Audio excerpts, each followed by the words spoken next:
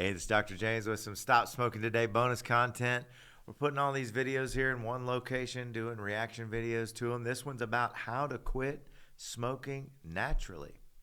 The whole purpose is so hopefully you'll find something that works for you. You can stop smoking. You can do this. You can overcome. You can stop smoking today. As a professional psychologist, maybe I can help you learn how to quit smoking naturally. All right. Quit it. I love that word naturally, right? Because you don't want to do it in some unnatural way, of course. We have to do it naturally. It's the way that our mind works. And every problem that we have is a problem with thinking. One of my colleagues said that to me recently, and I had to give it some thought because, if that's true, then smoking is among those problems that has to be handled by changing our thinking. And that's really true. Now, there are some physiological and some physical components to it. I'm not denying that. All of those components are handled by the main control center of our whole body, our brain. So let's start with this. Get clear about your why. Why do you want to stop smoking? If you don't have a strong enough why, you won't be able to do the difficult hows. And here's what happens. We leave the back door open. Have you noticed? You promise yourself you're going to stop. You're going to quit. And you've got the greatest intentions, and then you leave the back door open so that you can slip through there when it gets stressful, when it gets hard. Most of the reasons that people smoke in the first place, it calms me down. I hear that one all the time. It's to manage stress. It's because of the stressful life and the stressful situations that we're in. Understanding that helps us to address our why. Now, why do you want to stop smoking? Let's get clear about that. I have to tell you about my grandfather who was smoking for years until one day when his daughter, my aunt, said to him, "Daddy, why do you smoke? None of the other kids' daddies smoke." From a 5-year-old.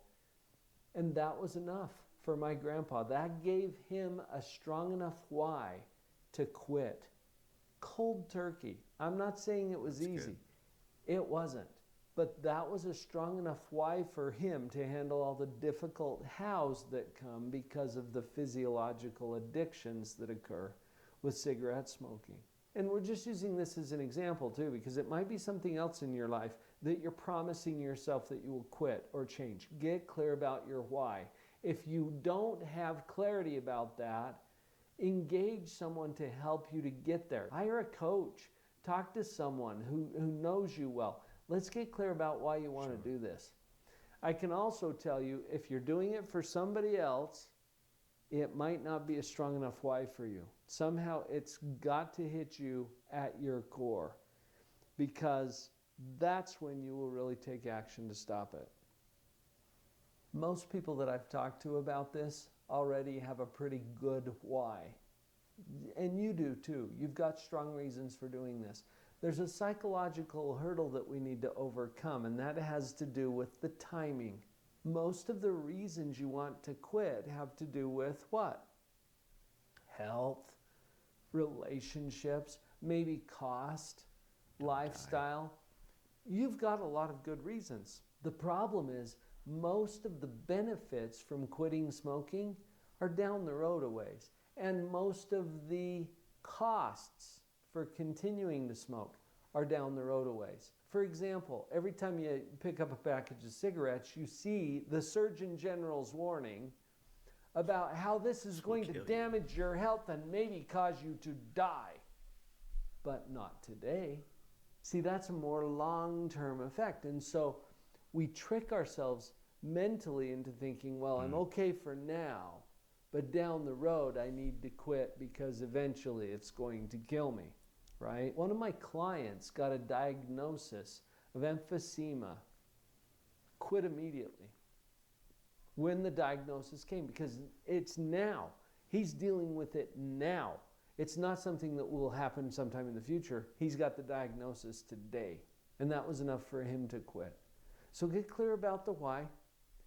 Realize that we have some mental hurdles to overcome because of the way that the results are delayed for stopping, and a lot of the costs are delayed as well. It's off in the future, not right now. Get clear about that. Here's a question that's really important, but it will really help you to stop smoking naturally, and that is to ask yourself, what does this do for me? Don't be too quick to say, well, it does nothing for me. It's destroying my health. And no. It's doing something for you. What is it doing for you? Do it. Yeah. Let's ask that honestly and see if we can nail that down. Because stopping will involve finding a way to provide yourself with the same benefits that you're getting from smoking, but in some other way. For example, when people tell me, well, it calms me down. Okay. What can we do to rearrange your lifestyle in a way that you have other ways to calm yourself down or to handle stress? What can you do that doesn't involve smoking but still brings about that same outcome? Do you see how important this is? We don't want to deprive you of all of the benefits you're getting from smoking. We just need to find another way to get them. Here's another example. You get a break at work to go out and take a smoke. Oh, interesting.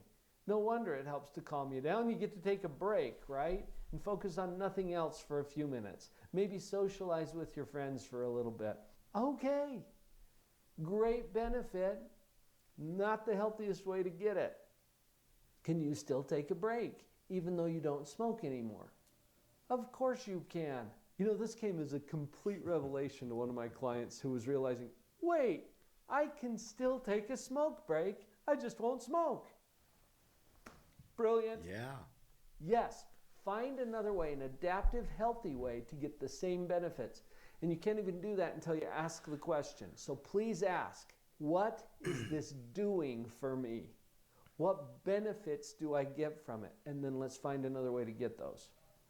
One of our Live on Purpose certified coaches, Blue Robinson, he's known as the coach. He's the coach for a team called Addict to Athlete. And he puts it this way, erase and replace. We're going to take the addiction, and if we're going to erase that, we have to replace it with something.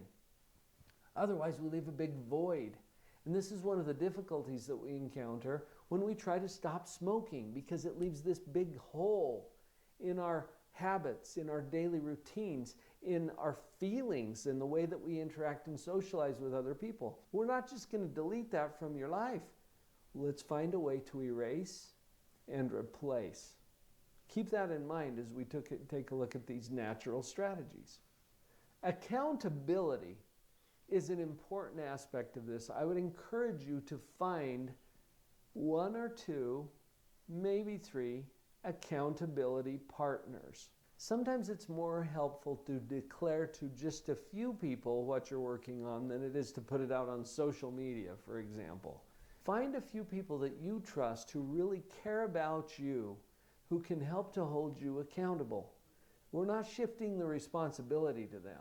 What we're trying to do is close the back door that you keep slipping through whenever you make promises to yourself. You make a promise to somebody else, it feels a little different. And especially if you've got a few people that you trust. You know, one of my clients was using me as an accountability partner in our coaching arrangement. And he, instead of smoking, he was trying to stop drinking. When he made the commitment to me that he was going to stop drinking, it changed for him. In his mind, he came back and reported that he had successfully abstained from drinking for whatever period we had decided that he was going to be accountable for. And he said, you know, it was a huge motivator to me to know that had I failed in that commitment, I would have had to report that to you.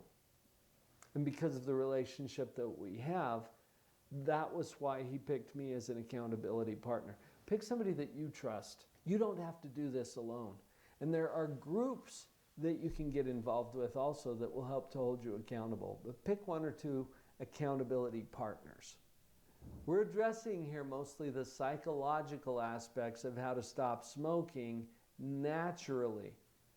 You'll find tips and tricks if you do a little online search about things that have worked for other people. Chewing a pack of gum, having mints handy, whatever it is that you want to do to help with that process is great. We're working mostly on the thinking part of this, and there's one other important part that we need to talk about. Plan for relapse. Notice I didn't say plan to relapse. We're going to approach this with determination and perspective and the courage and faith that we can actually pull this thing off. When I say plan for relapse, have a relapse plan, because relapse happens. And it happens very, very commonly. When we try to stop smoking, you'll probably have a relapse. Now, like I said, don't plan to relapse, plan to succeed. But plan for relapse. In other words, when it happens, how am I going to handle that? I would suggest that you prepare right now to quickly forgive yourself for that and get back on the horse.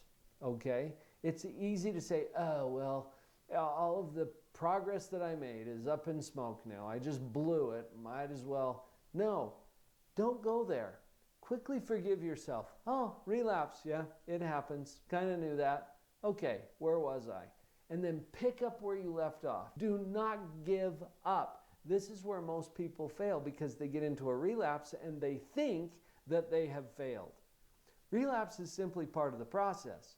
Plan for it and have something that you can do when it happens so that you don't get tipped over and you don't give up on this process. You've still got this. And all of the progress that you made right up until the relapse is still there.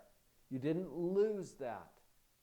Let's pick up from there and keep moving forward. You've got this. Okay, so there was quite a few good things in there. In one of our books, we actually go through a 7 levels deep exercise to help you find your why. And I liked a lot of the things he said. I feel like I've said a lot of those same things. So that's good stuff. The only thing I mean, when you get to don't plan to relapse, but plan for a relapse, I get what he's saying, but that's the main thing I always like to be a stickler on. You don't have to plan to fail, right? You don't have to expect that you're going to fail. You can keep your hopes up. Think that this is it. I mean, you put it down and you're never picking it up again. And that's all there is to it. And you can stay in faith, stay right on that track the whole way. But I understand it's a standard practice, and be prepared for whatever comes your way. But I know you can do this. I know you can stop smoking today.